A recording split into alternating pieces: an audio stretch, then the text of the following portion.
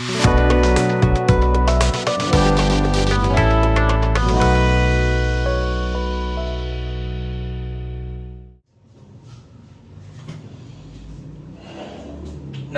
कैसे हैं आप सभी लोग। उम्मीद है आप सब अच्छे होंगे। आज हम एक नए टॉपिक के साथ आपके साथ हैं। जैसे हमने पिछले लेक्चर में संविधान के भाग 1 को डिस्कस किया था, आज हम संविधान के भाग 2 को डिस्कस करेंगे। भाग 2 का क्या विषय है, भाग 2 में क्या क्या प्रावधान है, उसको हम समझ लेते हैं। भाग 2 हमारे संविधान का बेहद महत्वपूर्ण हिस्सा है। इस भाग से, इस पार्ट से परीक्षाओं में प्रश्न पूछे जाते हैं और हमारे समझने के लिए भी बेहद महत्वपूर्ण भाग है संविधान का, क्योंकि भाग 2 में नागरिकता, सिटीजनशिप के बारे में दिया हुआ है। कौन भारत का नागरिक होगा, कौन भारत का नागरिक नहीं होगा, कैसे कोई भारत की नागरिकता प्राप्त कर सकता है, कैसे किसी की भारतीय नागरिकता समाप्त हो सकती है, यह सारा विवरण भाग 2 में दिया गया है। चलिए एक एक करके हम इसको डिस्कस करेंगे। भाग 2, भाग 2 का विषय है नागरिकता, सिटीजनशिप।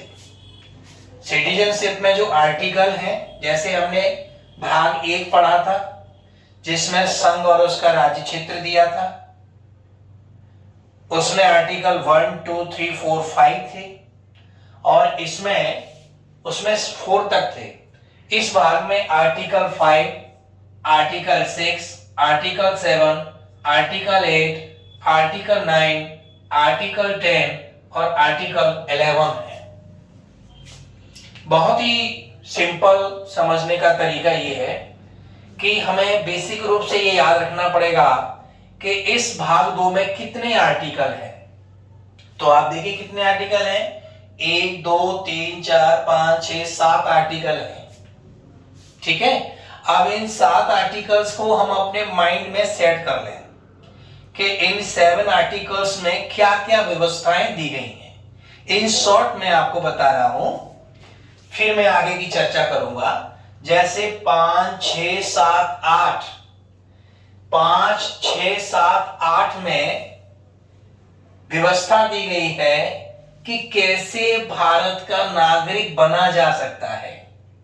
5 में, 6 में, 7 में और 8 में, यानी इन आर्टिकल्स में यह बताया गया है कि how can you get the citizenship of India. That is the article 5, 6, 7 और 8। क्लियर। ऐसे ही आर्टिकल 9 है। आर्टिकल 9 में स्पष्ट लिखा है कि यदि कोई भारतीय नागरिक किसी दूसरे देश की नागरिकता ले लेता है तो उसकी भारतीय नागरिकता स्वतः ही समाप्त हो जाती है। यह आर्टिकल 9 में है। क्लियर, आगे समझ में। याद रखिए, 9, 2, 11 हो गया कोई बंदा, यानी वो हमारे देश से चला गया, इसने किसी और देश की नागरिकता ले ली तो उसकी नागरिकता, भारतीय नागरिकता स्वतः ही समाप्त मान ली जाएगी। ये आर्टिकल 9 कहता है। तो article 5, 6, 7, 8, how can you get the citizenship of India, और दूसरा आर्टिकल 9, आपकी नागरिकता चली जाएगी अगर आप किसी दूसरे देश की नागरिकता ले लेते हैं। ठीक, ऐसे ही आर्टिकल 10 और आर्टिकल 11 दिया है। ये दो जो आर्टिकल हैं वो पार्लियामेंट को शक्तिशाली बनाते हैं। यानी आर्टिकल 10 ये कहता है कि किसी भी भारतीय की नागरिकता तब तक समाप्त नहीं की जा सकती जब तक संसद ऐसी कोई विधि न बना दे, अर्थात भारतीय पार्लियामेंट ही विधि बनाकर किसी भारतीय की नागरिकता को समाप्त कर सकती है। यानी और किसी बॉडी में इतनी ताकत नहीं है कि वो किसी भारतीय की नागरिकता को समाप्त कर सके। आर्टिकल 10 स्पष्ट रूप से कहता है कि केवल और केवल संसद को यह अधिकार है कि वो विधि बनाकर किसी भारतीय की सदस्य नागरिकता को समाप्त कर सकती है। क्लियर आ गया? ऐसे ही आर्टिकल 11 है। आर्टिकल 11 क्या कहती है? आर्टिकल 11 ये कहती है कि भारतीय संसद नागरिकता को लेकर कोई भी विधि कानून बना सकती है। समझ में आ गया? यानी जब जब नागरिकता को लेकर कोई कानून बनाना है, कोई एक्ट विधेयक बनाना है, तो हमारी भारतीय संसद को यह अधिकार दिया गया है। तो ओवरऑल जो आर्टिकल्स हैं भाग 2 के सब्जेक्ट है सिटीजनशिप, तो आप अपने माइंड में ये सेट कर लीजिए कि कौन सा आर्टिकल क्या हमसे कह रहा है। ठीक है, अब हम आगे की बात करते हैं। देखिए, नागरिकता का अर्थ क्या है? नागरिकता की परिभाषा क्या है? नागरिक, what is the definition of the citizenship? इतना सा क्वेश्चन अगर आपसे पूछा जाता है तो आप क्या कहेंगे? तो आप पहली बात तो ये कि भारतीय संविधान में नागरिकता की कोई परिभाषा नहीं दी गई है। यानी citizenship definition is not defined in the Indian constitution. और उसमें लिखा है कि जब जब भी नागरिकता को डिफाइन करने की जरूरत होगी तो सर्वोच्च न्यायालय उसको डिफाइन करेगा। यानी पहला प्रश्न यह बनता है कि संविधान में नागरिकता की परिभाषा क्या है? तो आप कहेंगे संविधान में नागरिकता की कोई परिभाषा नहीं है। जब भी परिभाषा गढ़ने की आवश्यकता पड़ेगी तो सुप्रीम कोर्ट ऑफ इंडिया का यह अधिकार है कि वो परिभाषा देगा। Is it clear? दूसरा, सिटीजन, भारत का नागरिक का मतलब क्या है?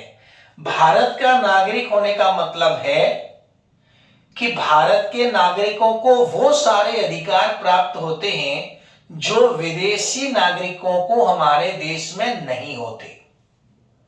कुछ स्पेशल अधिकार हैं जो विदेशी नागरिकों को प्राप्त नहीं हैं। उन अधिकारों के बेस पर हम कह सकते हैं कि वो भारत का नागरिक है। जैसे मतदान करने का अधिकार, यानी ये जो मतदान करने का अधिकार है वो सिर्फ भारतीय नागरिक को है, विदेशी नागरिकों को हमारे देश में ये अधिकार नहीं है। ऐसे ही और भी अधिकार हैं जो सिर्फ और सिर्फ भारतीयों को ही है, विदेशियों को नहीं है। ठीक, इतनी बात क्लियर हो गई। अब नागरिकता को लेकर बहुत हमारे देश में विवाद रहा है। क्यों रहा है? क्योंकि हमारे देश का विभाजन हुआ और देश विभाजन के समय माइग्रेशन हुआ। वो migration to Pakistan from India हुआ, migration to India from Pakistan हुआ और अफरा तफरी का माहौल रहा। तो उस समय लोग इधर उधर गए, कुछ छूट गए, कुछ वापस आए, कुछ यहां थे फिर चले गए।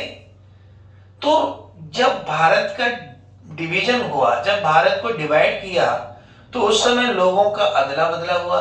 एक चीज, दूसरी, कई क्षेत्रों को हमने इधर उधर किया तो वहां के लोगों के साथ क्या स्थिति बनेगी?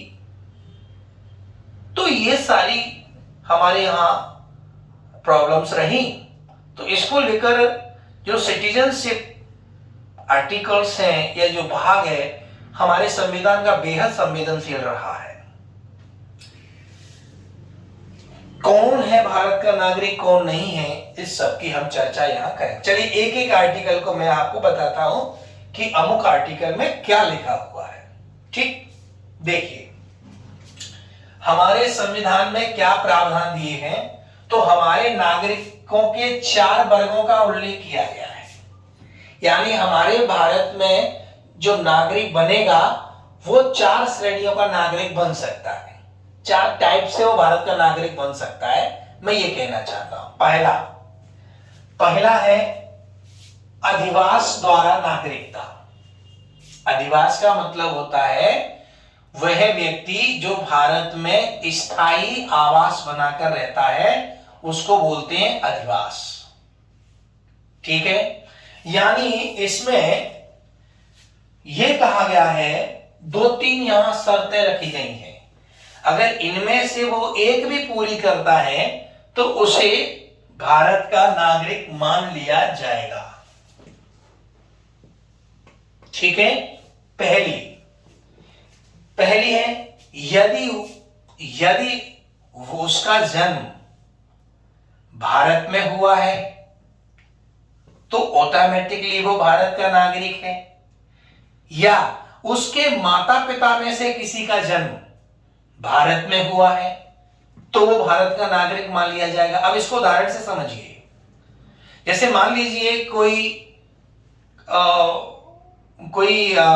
पति पत्नी विदेश चले गए और वहां पर उन्होंने एक बच्चे को जन्म दिया, वो घूमने गए, तो फिर वो बच्चा भारत में तो नहीं जन्मा, वो भारत से बाहर उनका जन्म हुआ, तो क्या उस व्यक्ति को, उस बच्चे को भारत का नागरिक माना जाएगा? यस, क्योंकि उसके माता पिता भारतीय हैं।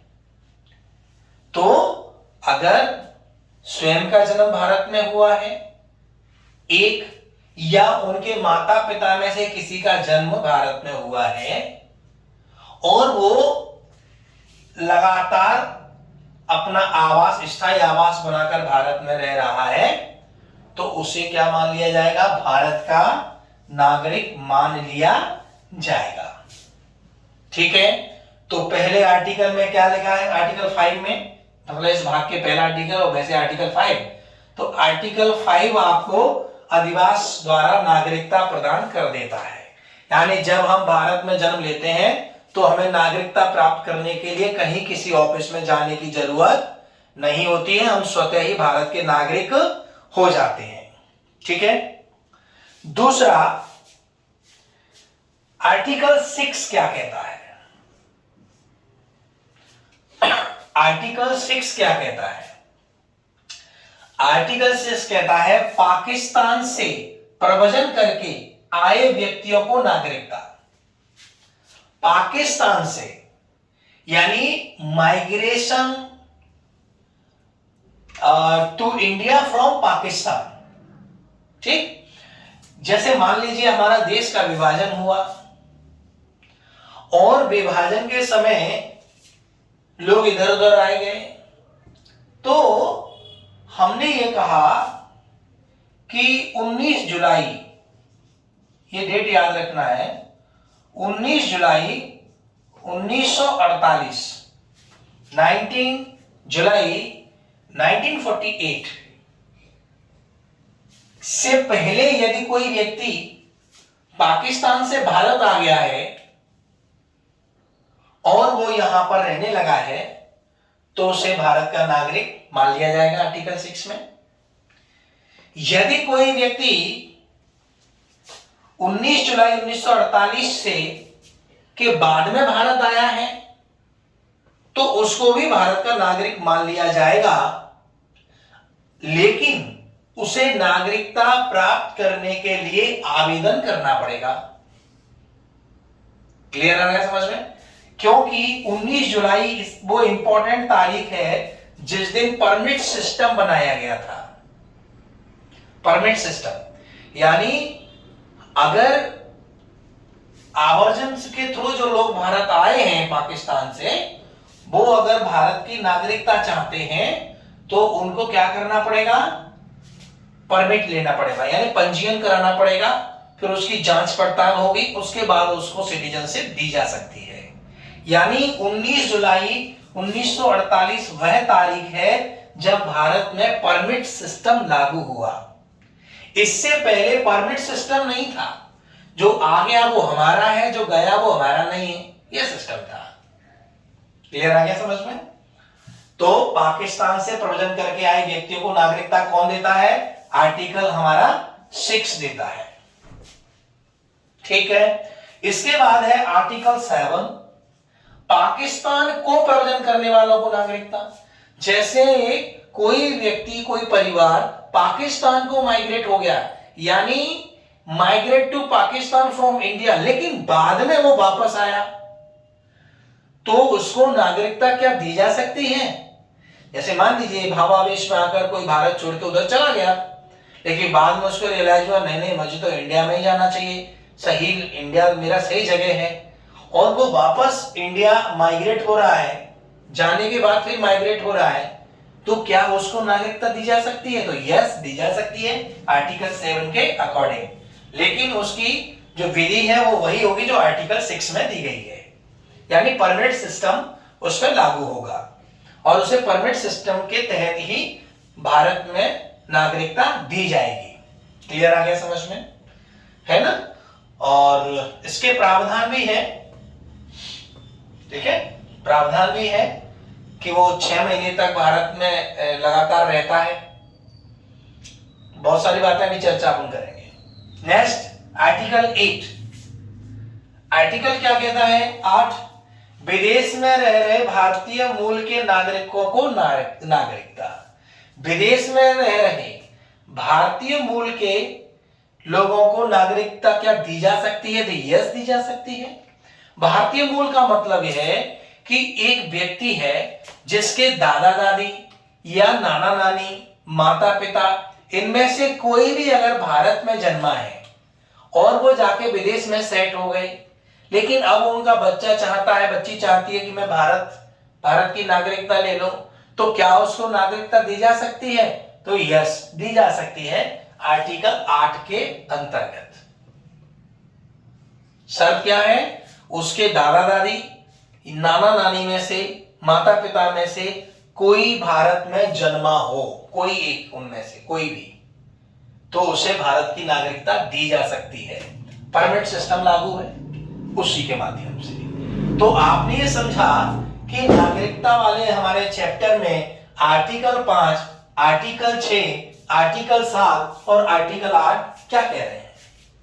क्लियर आ गया? यानी कैसे भारत का नागरिक बना जा सकता है। ठीक है, बाकी जो भारत में जन्म ले रहे हैं वो तो घर बना के रह रहे हैं, तो उन्हें कोई परमिट सिस्टम की आवश्यकता नहीं होती है।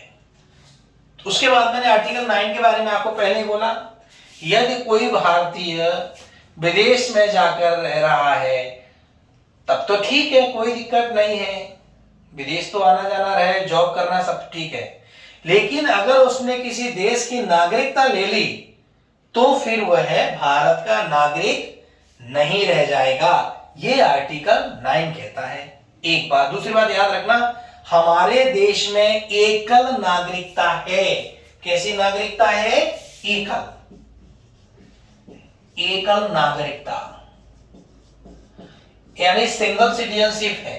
कई देशों में जैसे अमेरिका है, अमेरिका में दोहरी नागरिकता है, अमेरिका में दोहरी नागरिकता है, यानी एक वो जो अमेरिका का बंदा है तो वो एक तो वो अमेरिका का नागरिक है, एक वो जिस स्टेट के अंदर रह रहा है, अमेरिका की जिस स्टेट में रहता है वहां का नागरिक है, यानी अमेरिका के अंदर दोहरी नागरिकता का प्रावधान है। लेकिन हमारे भारत में एकल यानी सिंगल सिटीजनशिप की व्यवस्था है, इसीलिए एक बार में एक व्यक्ति एक ही देश का नागरिक रह सकता है। Is it clear? यद्यपि हाल के दिनों में ये डिमांड लगातार बढ़ी है कि दोहरी नागरिकता का प्रावधान भारत में किया जाए। ठीक है, कैसे किया जाए, क्यों किया जाए, उस पर अभी अपन चर्चा करेंगे। क्लियर हो गया?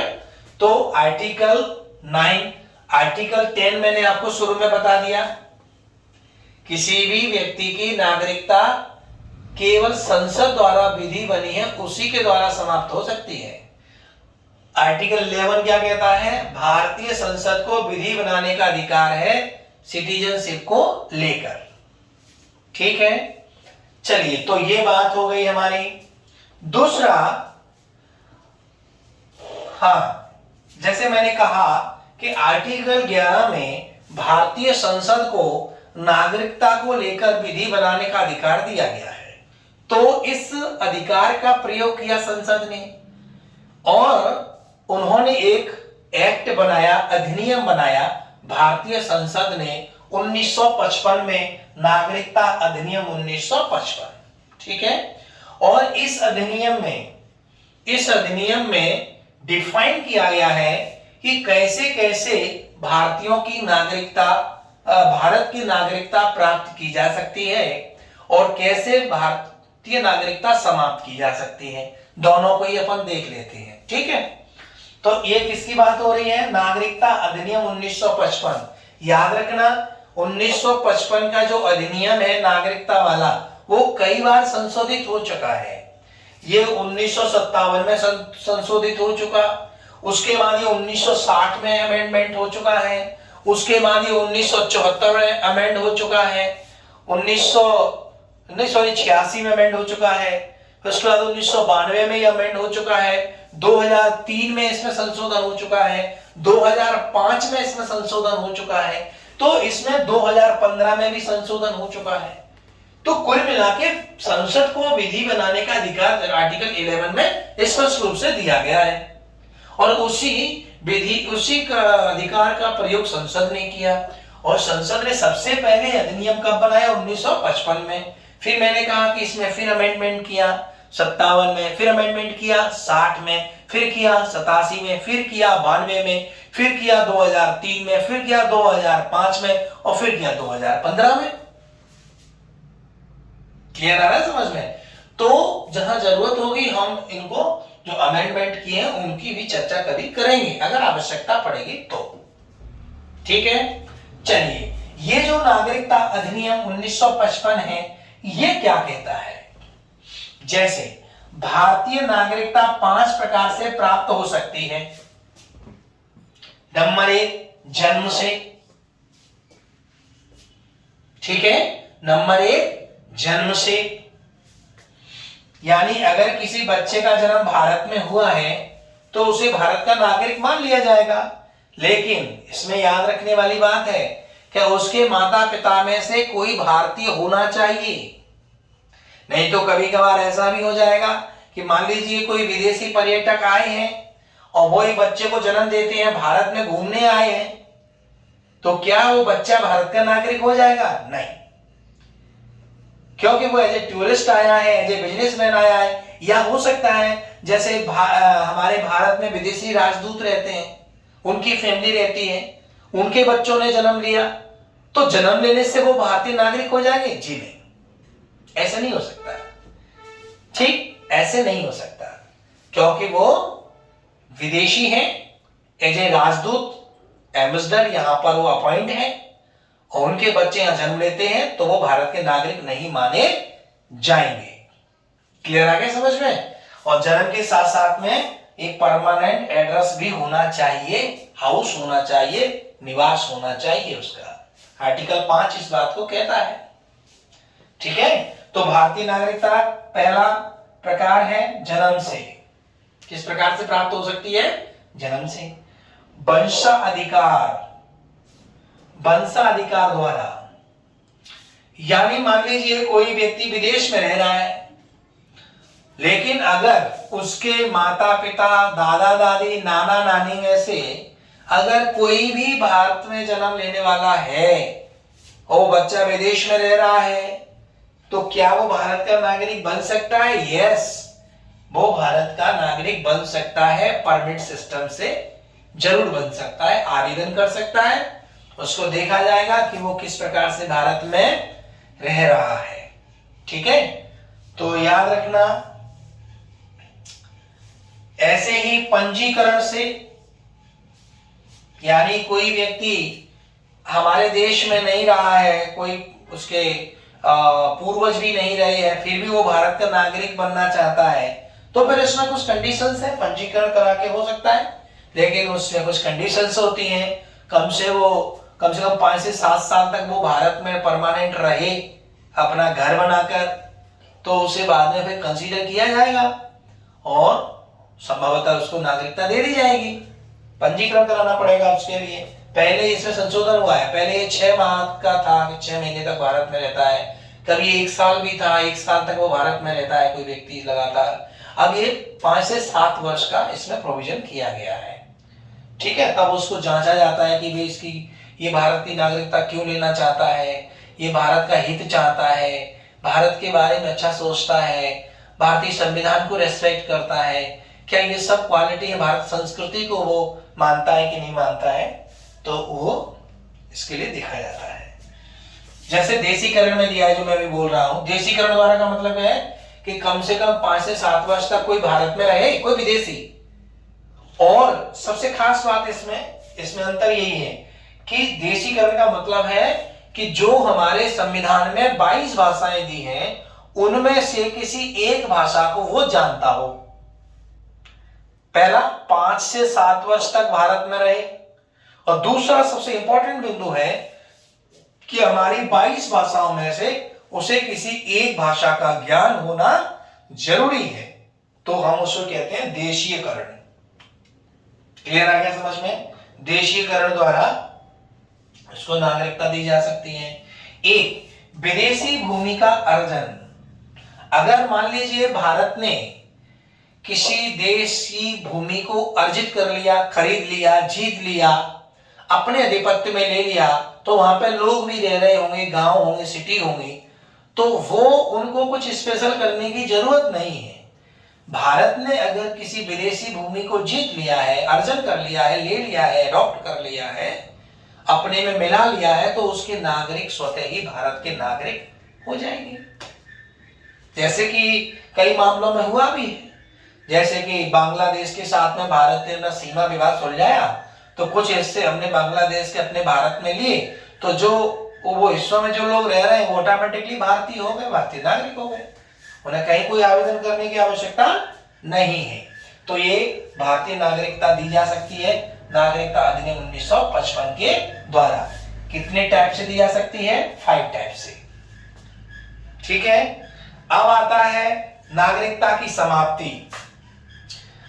नागरिकता की समाप्ति का मतलब कैसे समाप्त हो सकती है आपकी नागरिकता? सबसे पहले परित्याग से। परित्याग का मतलब होता है रिनंसिएशन।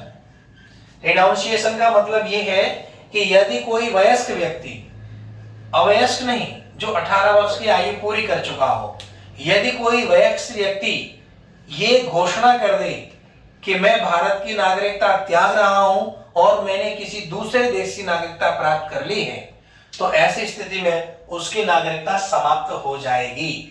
यानी कोई व्यक्ति अपनी मर्जी से यह घोषणा कर देता है, वयस्क व्यक्ति, ध्यान रखना, चाहे वो लड़का हो या लड़की हो, यदि वो एडल्ट है, वयस्क है, और ये घोषणा करते हैं अपने स्वेच्छा से कि हम भारत की नागरिकता को त्याग रहे हैं, अमुक देश की नागरिकता प्राप्त कर लिए हैं, तो उसकी नागरिकता समाप्त हो जाएगी। ये भी किसमें लिखा है? नागरिकता अधिनियम 1955 में लिखा है, ठीक है। और दूसरे कैसे जा सकती है किसी की सिटीजनशिप? पर्यावसन यानी टर्मिनेशन। यदि कोई व्यक्ति सरकार की नजर में दुश्मन देश के साथ मिला हुआ है, दुश्मन देश के साथ वो हमारे देश के खिलाफ षड्यंत्र कर रहा है, लगातार वो किसी दूसरे देश में रह रहा है, ऐसी स्थितियां प्रकट होती, हमारे संविधान का सम्मान नहीं करता है, हमारी संस्कृति का सम्मान नहीं करता है, यानी हमारे राष्ट्र के खिलाफ गतिविधियों में शामिल है, तो ऐसे व्यक्ति को टर्मिनेट किया जा सकता है। ऐसे व्यक्ति की जो नागरिकता है उसे क्या किया जा सकता है? टर्मिनेट किया जा सकता है। हिंदी में इसको बोलते हैं पर्यावसन, टर्मिनेशन। क्लियर? तीसरा है वंचित किया जाना, यानी डिप्रिवेशन। डिप्रिवेशन क्या होता है? डिप्राइवेशन। डिप्राइवेशन का मतलब होता है संसद विधि बनाकर, कानून बनाकर किसी को उसकी सिटीजनशिप से उसको वंचित कर देना, यानी विधि द्वारा सरकार किसी को भी सदस्यता समाप्त कर सकती है, वंचित किया जा सकता है। ये टोटल डिपेंड करता है पार्लियामेंट के ऊपर कि पार्लियामेंट विधि बनाकर किसी को भी क्या कर सकती, डिप्राइवेशन कर सकती है, यानी उससे वंचित किया जा सकता है। सरकार के कई मापदंड होते हैं, अगर उन मापदंडों पर कोई नागरिक खरा नहीं उतर रहा है बार बार वो हरकतें हो रही हैं, तो संसद विधि बनाकर ऐसे लोगों की सदस्यता को समाप्त कर सकते हैं। क्लियर हो गया? यानी कुल मिला के हमने यहां पर article 5, article 6, article 7, article 8, article 9, article 10, article 11 की बात की और परफेक्ट तरीके से हमने इसको समझ लिया। अगर क्वेश्चन यहां से आता है तो निश्चित रूप से हम वह क्वेश्चन सॉल्व करने की स्थिति में रहेंगे। ठीक है, चलिए मैंने ये जानकारी जो आपको दी है ये उसी हिसाब से जानकारी दी है जो आपको एग्जाम में क्वेश्चंस को क्रैक करने में मदद करेंगे। ठीक है, विस्तार तो बहुत बड़ा विस्तार है इस चैप्टर का, लेकिन हम उसमें न जाते हुए जो आवश्यक चीजें हैं वो मैंने आपको बता दी है। क्लियर हो गया? दूसरा, हम एक चीज और समझते हैं कि हमारे देश के लोग जो विदेश में बसे हुए हैं, देखिए हमारे देश के निवासी हैं, मूल निवासी हैं, यानी हम कहते हैं भारतीय मूल के लोग पूरी दुनिया में रह रहे हैं। आज की तारीख में देखा जाए तो करोड़ों की संख्या में लोग विदेश में रहते हैं।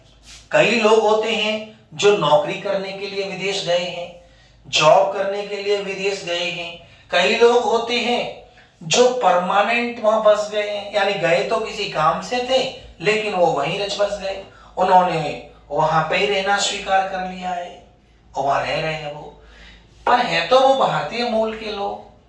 तो भारत सरकार अपने मूल के लोगों के प्रति संवेदनशील रही है ना, संवेदनशील रही है।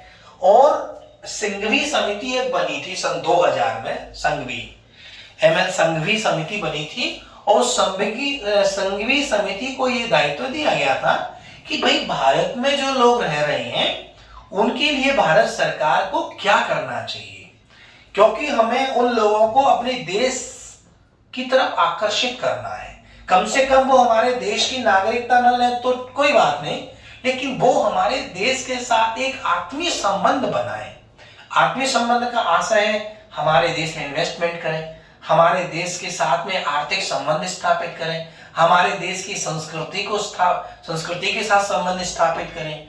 तो हम उन लोगों को छोड़ना नहीं चाहते, क्योंकि कहीं ना कहीं वो हमारी इंडिया से हैं, वो उनके पूर्वज हमारे भारत के लोग रहे हैं, भारत के रहे हैं। तो कहीं ना कहीं भारतीय अपने उन भाइयों के प्रति संवेदनशील रही है। संघवी समिति बनाई 2000 में, उसको बोला कि भाई आप थोड़ा सा अध्ययन करो, क्या कर सकते हैं हम उन विदेशियों के लिए, क्योंकि कुछ हमारे जो भारतीय मूल के विदेशी लोग थे वो यहाँ कुछ अधिकारों की भी मांग कर रहे थे, बहुत सारी बात है। तो भारत से बाहर रहने वाले भारतीय मूल के लोगों को कैसे भारत से फिर से जोड़ा जाए, इसके लिए 9 जनवरी 9 जनवरी बहुत इंपॉर्टेंट तारीख है ये। 9 जनवरी को प्रवासी भारतीय दिवस मनाने का निर्णय लिया गया। 9 जनवरी को हर साल 9 जनवरी को प्रवासी भारतीय दिवस मनाने का निर्णय संघवी समिति ने दिया। और संघवी समिति ने अपनी रिपोर्ट में कहा कि यदि हम इस प्रवासी दिवस को देश के अलग अलग शहरों में हर साल मनाएंगे तो लोग आएंगे, भारतीय मूल के लोग भारत आएंगे और भारत की संस्कृति, सभ्यता, सामाजिक स्थिति, आर्थिक स्थिति को समझेंगे। अपनी मिट्टी से प्रेम रहता है तो वो आएंगे तो उनका मन लगेगा और वो भारत में इन्वेस्टमेंट भी करेंगे, भारत में आ भी सकते हैं, भारत के डेवलपमेंट में वो अपना योगदान देंगे। तो क्या किया जाए, तो इसके लिए एक रास्ता निकाला गया। वो रास्ता था 9 जनवरी को प्रवासी भारतीय दिवस मनाया जाए। प्रवासी मतलब जो भारत से पहले माइग्रेट हो गए थे, ठीक है। और 9 जनवरी डेट क्यों चुनी, क्योंकि 9 जनवरी वो तारीख है जब महात्मा गांधी 1915 में भारत लौटे थे। कहां से? साउथ अफ्रीका से। साउथ अफ्रीका में महात्मा गांधी ने बहुत बड़ी लड़ाई लड़ी थी, रंगभेद नीति के खिलाफ उन्होंने लड़ाई लड़ी थी। तो एक बहुत बड़ी जंग वहां लड़कर आए थे गांधी जी, और 1915 में भारत लौटे, भारत भूमि पर वो लौटे 9 जनवरी को। तो उन्हीं की याद में, उनके सम्मान में सरकार ने डिसाइड किया कि हम हर साल 9 जनवरी को प्रवासी भारतीय दिवस मनाएंगे। अब इसमें थोड़ा चेंज हो गया है। 2015 से, जब से नई सरकार आई, एनडीए सरकार जब से बनी हमारे भारत में, तो 2015 से ये निर्णय लिया गया कि अब प्रवासी भारतीय दिवस हर वर्ष न मनाते हुए हर दूसरे वर्ष मनाया जाएगा। ये एक नया एक्सरसाइज है इसको लेकर कि अब प्रवासी भारतीय दिवस क्या हर साल नहीं मनाया जा रहा है, 2015 से हर दूसरे वर्ष में मनाया जा रहा है। तो ये एक चेंज हुआ है, इसको आप याद रखिएगा। एक चीज। दूसरी चीज, इस समिति ने जो भारत के लोग विदेश में रह रहे हैं उनकी 3 कैटेगरी बताई, 3 कैटेगरी में उनको बांट दिया। मैं उन 3 कैटेगरी पे थोड़ी सी चर्चा करूंगा जो आपको थोड़ा सा समझने में ठीक लगेगा, क्योंकि कई बार ये शब्द आ जाते हैं और हमको पता ही नहीं होता है कि ये शब्द एक्चुअली में है क्या। समझ में कोई कंपनी है क्या है, ऐसा लग रहा है शब्दों से, पर ये आते ऐसे ही हैं। 3 श्रेणियां, विदेश में बसे भारतीय मूल के लोगों की 3 श्रेणियां हैं। कौन कौन सी? एक है एनआरआई, जो बहुत प्रचलित है, पहली श्रेणी है एनआरआई। एनआरआई ये बहुत पॉपुलर है, आप लोग मूवी फिल्मों में देखते हैं, कोई एनआरआई आता है भारत में। क्या है एनआरआई? पहले इसका फुल फॉर्म समझ लीजिए। एनआरआई का मतलब होता है नॉन रेसिडेंट इंडियंस। क्या है? नॉन रेसिडेंट इंडियंस, इसका फुल फॉर्म है। ठीक है, एनआरआई का फुल फॉर्म है नॉन रेसिडेंट इंडियंस, यानी वे भारतीय जो भारत में निवास नहीं कर रहे हैं। याद रखना, एनआरआई भारतीय ही हैं, लेकिन वो भारत में निवास नहीं कर रहे हैं, यानी वो हमारे भारत को छोड़कर गए हैं नौकरी करने के लिए, बिजनेस करने के लिए, लेकिन वो गए और 182 दिन हो गए उनको, 182 दिन तक वो भारत नहीं लौटे। तो जो भारतीय विदेश गए और 182 डेज के लिए बाहर गए, बीच में कभी भारत नहीं आए, लेकिन उनके पास भारतीय पासपोर्ट है, उनके पास क्या है? इंडियन पासपोर्ट है। तो वो व्यक्ति, वो भारतीय जो इंडियन पासपोर्ट तो है और विदेश में वो अपना जॉब, नौकरी, बिजनेस कर रहे हैं और 182 दिन से भारत नहीं आए हैं, तो ऐसे व्यक्ति को हम क्या मान लेंगे? एनआरआई मान लेंगे। तो एनआरआई हमारे देश के नागरिक ही एक तरीके से, लेकिन 182 दिन से चूंकि वो भारत आए नहीं हैं और भारतीय पासपोर्ट उनके पास है, तो ऐसे लोगों को एनआरआई माना जाएगा। और हाल ही में जो डिमांड चल रही थी, उस आधार पर एनआरआई को भारत में वोट का अधिकार दिया गया है, वोट का अधिकार दिया गया है। मोस्ट इंपॉर्टेंट बात है ये, यानी हमारे भारत में एनआरआई को वोट का अधिकार दिया गया है। क्लियर आ गया समझ में? तो इस बात को, एनआरआई को आप याद रखिए। तो एनआरआई समझ में आ गया, नॉन रेजिडेंट इंडियंस, इसका फुल फॉर्म है। इन्हें वोट देने का अधिकार अब दे दिया गया है, इनकी पुरानी डिमांड थी। ठीक है, तो ये सारा जो परिस्थितियां वो मैंने आपको बता दी, एनआरआई कौन होते हैं। दूसरा, एक होता है PIO, person Indian origin. PIO का मतलब क्या होता है? Person Indian origin, person Indian origin, PIO. PIO मतलब जो व्यक्ति इंडिया में पैदा हुआ था, ठीक है, लेकिन वो विदेश में रह रहा है, तो उनके लिए क्या किया हमने? एक पीआईओ कार्ड बना दिया। पीआईओ कार्ड बना दिया, कभी भी भारत आए पीआईओ कार्ड के माध्यम से आ सकते हैं, वीजा लेने की जरूरत नहीं है। 15 साल तक उन्हें ये रिन्यूअल कराने की जरूरत नहीं पड़ती थी। 15 साल तक, जैसे हम किसी देश में जाते हैं तो हमको वीजा लेना पड़ता है, लेकिन इन लोगों को क्या कर दिया, भारत ने बना दिया आपका कार्ड, जिसे पीआईओ कार्ड कहा गया, और वो कार्ड लेके वो 15 साल तक भारत में कभी भी आ जा सकते हैं। केवल इन्हें वोट का अधिकार नहीं है। ये यहां पे प्रॉपर्टी खरीद सकते हैं, जमीन, लेकिन कृषि भूमि नहीं खरीद सकते, याद रखना। ये क्या नहीं कर सकते, यहां कृषि भूमि नहीं खरीद सकते। क्लियर? ये कृषि भूमि नहीं खरीद सकते। क्लियर आ गया? कृषि भूमि ये नहीं खरीद सकते, लेकिन वैसी प्रॉपर्टी खरीद सकते हैं। और ये इन्हें कार्ड मिलता है, क्या बोलते हैं उसको, पीआईओ। ये भारतीय नागरिक नहीं है, ध्यान रखना, ये भारतीय नागरिक नहीं है। ऐसे ही एक अलग कैटेगरी है, तीसरी, ये दूसरी हो गई, और तीसरी कैटेगरी है OCI, overseas citizen of India, यानी समुद्र पार। ओवरसीज का मतलब तो यह हो गया कि विदेश में, ओवरसीज, बाहर जो रह रहे हैं, ओवरसीज, इनके कभी माता, इनके दादा दादी नाना नानी कोई भारत में था, लेकिन अब वो पूरी तरह से विदेश में ही रह रहे हैं, आने की उनकी फिलहाल कोई संभावना नहीं है। तो ऐसे लोगों को क्या कैटेगरी में रखा हमने, ओसीआई, और इनके लिए भी एक ओसीआई कार्ड बनाया। ओसीआई कार्ड पीआईओ कार्ड से थोड़ा अलग है, ये पूरी जिंदगी के लिए आपको रिन्यूअल नहीं कराना। आपको भारत आने के लिए कभी भी आपको वीजा नहीं लेना पड़ेगा, बांग्लादेश और पाकिस्तान को छोड़ के। ओसीआई जो है ना, वो श्रीलंका, नेपाल, भूटान और आपका बांग्लादेश, श्रीलंका, इनको नहीं दिया जाता। मतलब इन लोगों के लिए इतनी छूट नहीं है।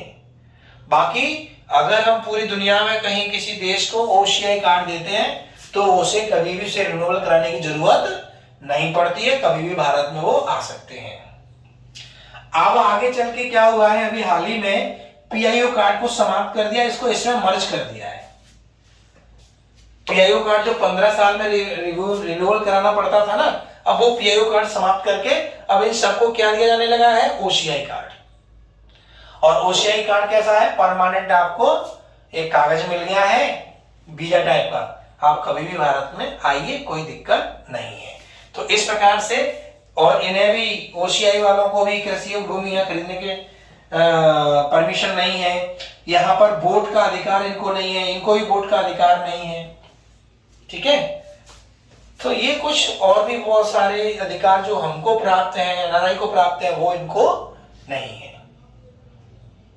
ठीक है, जैसे हमारे संविधान में लिखा है कि भारतीय नागरिकों के साथ में जाति, धर्म, मूल, वंश, जन्म के स्थान पर भेदभाव नहीं किया जाएगा। इनके साथ तो किया जाएगा। ठीक है ना, यानी हम इनको सारी सुविधाएं कैसे दे सकते हैं? हम भारतीय नागरिकों को जो सुविधाएं प्राप्त हैं वो हम दूसरे देश में रहने वाले, भले ही वो भारतीय मूल के हैं, उनके पास भले ही पीआईओ अब तो नहीं है, ओसीआई कार्ड धारी है, तब भी हम उनको वो सुविधाएं कई मामलों में नहीं दे सकते जो हम भारतीयों को देते हैं। क्लियर हो गया? तो इस प्रकार से ये जो पूरा विवरण है ये संविधान के भाग 2 के तहत है। ठीक है, तो मैंने इन सब चर्चा को आपके सामने रखा है ना? और मेरे हिसाब से ये बात कंप्लीट हो गई है। अब इसमें और भी विवरण हो सकता था, लेकिन मुझे लगा इतना आवश्यक है और पर्याप्त है। फिर भी अगर आपके मन में किसी भी बिंदु को लेकर कोई प्रश्न है तो आप कमेंट बॉक्स में प्रश्न लिख दीजिए, उसका मैं प्रयास करूंगा कि आपको आंसर करूं। तो मैं इतना ही कह सकता हूं फिलहाल। इन शॉर्ट, संविधान का भाग 2 जितना आपको आवश्यकता है उतना मैंने इसमें आपको बता दिया है। फिर भी अगर आपका कोई भी प्रश्न हो, कोई जिज्ञासा हो, कैसी भी जिज्ञासा हो सिटीजनशिप को लेकर, आप कमेंट बॉक्स में मेंशन करें, उसको हम उत्तर देंगे, ये प्रयास करेंगे। आज के लिए इतना ही, मिलेंगे अगले लेक्चर में। तब तक के लिए आप अपना ध्यान रखिए। बहुत बहुत धन्यवाद। जय हिंद।